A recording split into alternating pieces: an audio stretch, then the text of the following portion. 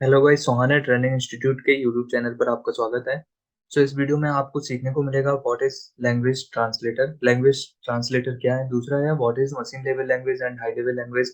Machine level language और high level language क्या है, हाई लेवल लैंग्वेज को मशीन लेवल लैंग्वेज में चेंज कैसे करा जा सकता है और कौन कौन से लैंग्वेज ट्रांसलेटर अवेलेबल है। राइट। तो चलिए शुरू करते हैं वीडियो को। गाइस, आज हम पढ़ने जा रहे हैं कि लैंग्वेज ट्रांसलेटर सॉफ्टवेयर कौन कौन से हैं। सबसे पहले लैंग्वेज ट्रांसलेटर सॉफ्टवेयर क्या होते हैं, इन्हें समझने के पहले हमें समझना होगा कि कंप्यूटर कौन सी लैंग्वेज समझता है। राइट। सो गाइस, कंप्यूटर एक इलेक्ट्रॉनिक मशीन है जो सिर्फ बाइनरी सिस्टम क्या होता है, जीरो और वन, सिर्फ इसे ही समझ सकता है, जीरो या वन को या फिर ऑन या ऑफ को। राइट। अब बाइनरी सिस्टम को समझने के लिए या सॉफ्टवेयर या निर्देश दिए जाते हैं, वह कंप्यूटर सिर्फ बाइनरी सिस्टम में ही समझता है। लेकिन कंप्यूटर में जो भाषा होती है, मशीन भाषा होती है, कंप्यूटर जो लैंग्वेज समझता है वह सिर्फ सिर्फ और सिर्फ मशीन लेवल लैंग्वेज ही समझता है, मतलब कि मशीन भाषा ही समझता है। लेकिन मशीन लेवल लैंग्वेज में प्रोग्राम्स को लिखना या सॉफ्टवेयर को तैयार करना कठिन काम होता था, इसलिए हाई लेवल लैंग्वेज की जरूरत पड़ी। राइट। अब जो मशीन लेवल लैंग्वेज होती है हर एक कंपनी की अलग अलग होती है, उसके प्रोसेसर के बेस पर, मतलब जो कंपनी प्रोसेसर तैयार कर रही है वह उसके प्रोसेसर के बेस पर ही मशीन लेवल लैंग्वेज को या मशीन लैंग्वेज को तैयार करती है। राइट।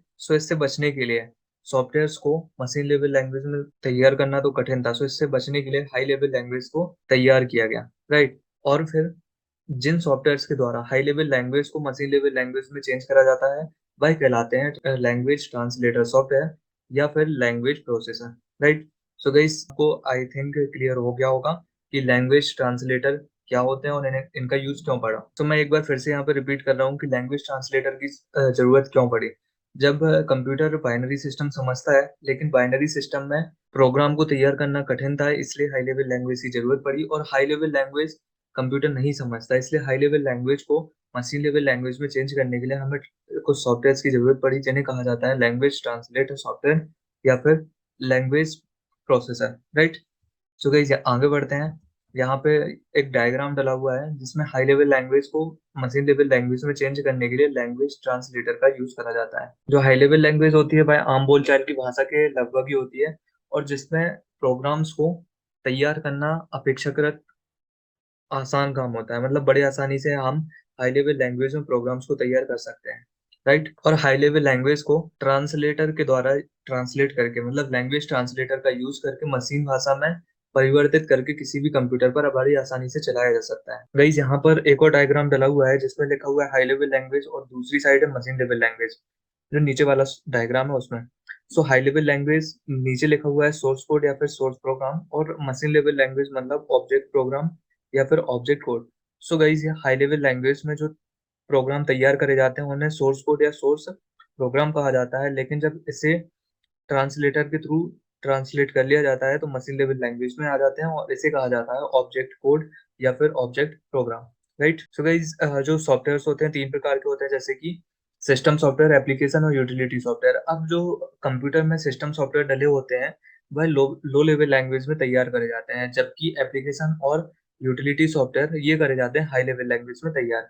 अब इन हाई लेवल लैंग्वेज को लो लेवल लैंग्वेज यानी कि मशीन लेवल लैंग्वेज में चेंज करने के लिए तीन प्रकार के ट्रांसलेटर सॉफ्टवेयर का यूज करा जाता है। तीनों, जैसे कि पहला है असेंबलर, दूसरा है कंपाइलर और तीसरा है इंटरप्रेटर।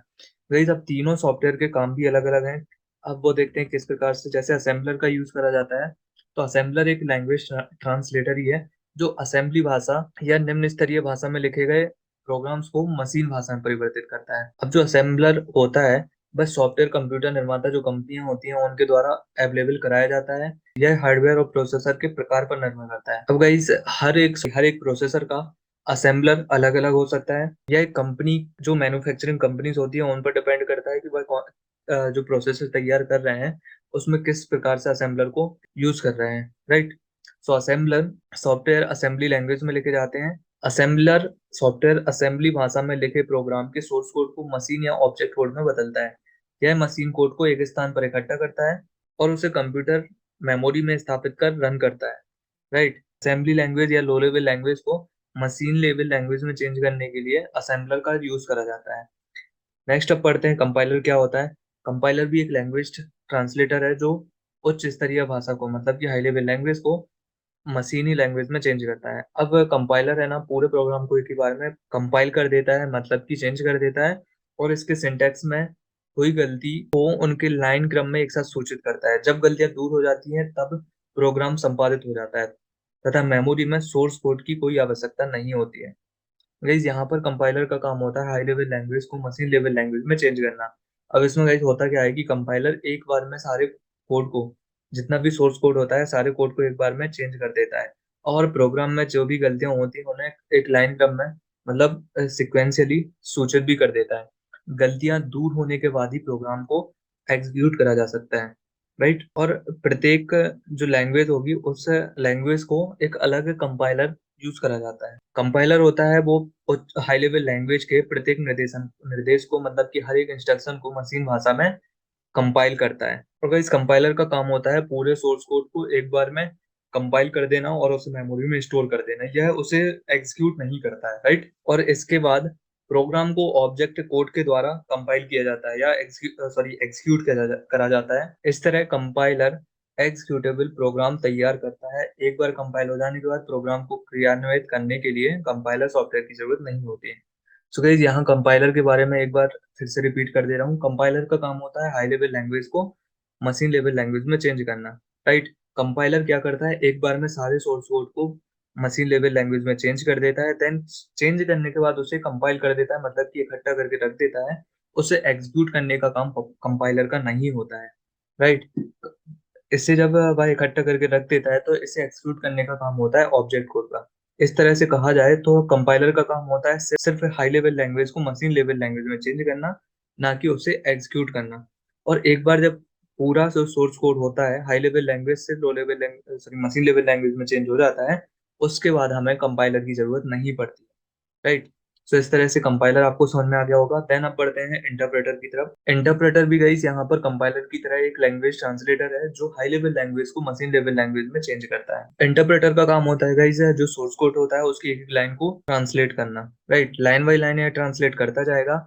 देन जब एक लाइन ट्रांसलेट हो जाएगी देन इसे एक्सिक्यूट भी तुरंत भी करता है। इसके बाद जब वह एग्जीक्यूट हो जाएगा देन अगली लाइन लाइन को ट्रांसलेट करेगा और उसे एग्जीक्यूट करेगा। तो इस तरह से देखा जाए तो इंटरप्रेटर का जब काम होता है कि एक एक लाइन को ट्रांसलेट करके उसे एग्जीक्यूट भी करना। तो जैसे सपोज उसने एक लाइन को ट्रांसलेट किया, देन अगर उस लाइन में कोई भी गलतियां होती हैं तो वह उसे वहीं रोक देगा, और जब वह गलती ठीक कर दी जाएगी उसके बाद ही उसे वह ट्रांसलेट करेगा, देन उसके बाद एक्सिक्यूट करेगा। और जब वह एक्सिक्यूट हो जाएगा देन अगली लाइन को लेकर उसे ट्रांसलेट करेगा, और उसके बाद उसे ट्रांसलेट करने के बाद ही एक्सिक्यूट करेगा। इस तरह से अगर देखा जाए तो कंपाइलर का काम नहीं होता है कि वह ऑब्जेक्ट कोड को रन करे, लेकिन इंटरप्रेटर का काम होता है कि वह ऑब्जेक्ट कोड को रन करता है और उसका रिजल्ट जनरेट करता है। तो गाइस जैसे कि इंटरप्रेटर के बारे में हमने पढ़ा कि वह एक एक लाइन को ट्रांसलेट करने के बाद एक्सिक्यूट भी करता है। सो यहाँ पर ये जरूरी है कि इंटरप्रेटर का मेमोरी में बना रहना बहुत जरूरी है। अगर इंटरप्रेटर मेमोरी में नहीं बना रहेगा तो वह ट्रांसलेशन और एग्जीक्यूशन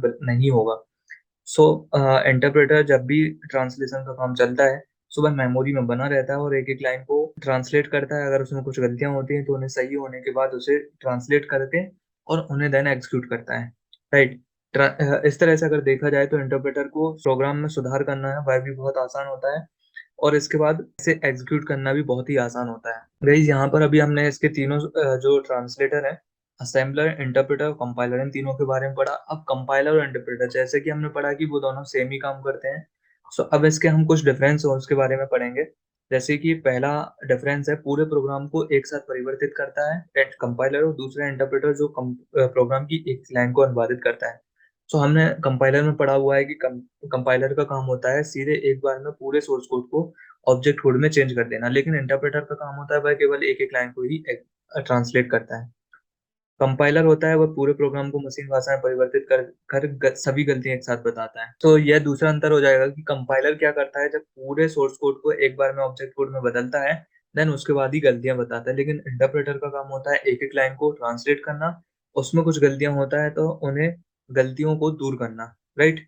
तीसरा होगा प्रोग्राम को मशीन भाषा में परिवर्तित करता है, उसे क्रियान्वित नहीं करता। कंपाइलर मशीन भाषा में चेंज तो कर देता है पर उसे एग्जीक्यूट नहीं करता, लेकिन इंटरप्रेटर उसे ट्रांसलेट करने के साथ साथ उसे एग्जीक्यूट भी करता है। देखा जाए तो कंप्यूटर जो कंपाइलर का आउटपुट होता है वह सिर्फ हाई लेवल लैंग्वेज को ऑब्जेक्ट कोड में चेंज करना होता है, लेकिन इंटरप्रेटर का जो आउटपुट होता है वह होता है जो सॉफ्टवेयर है उसका एग्जीक्यूट करना, मतलब कि ट्रांसलेट करने के साथ साथ उसे एग्जीक्यूट भी करना। वही जब भी कंपाइलर का यूज करा जाता है तो एक बार जब high level language machine level language में चेंज हो जाती है देन कंपाइलर की जरूरत नहीं पड़ती है, पर इंटरप्रेटर की जरूरत हर एक स्टेप में पड़ती है, क्योंकि उसे लाइन बाय लाइन जब वह ट्रांसलेट होता जाएगा तो उसे मेमोरी में बने रहना बहुत ही ज़रूरी होता है।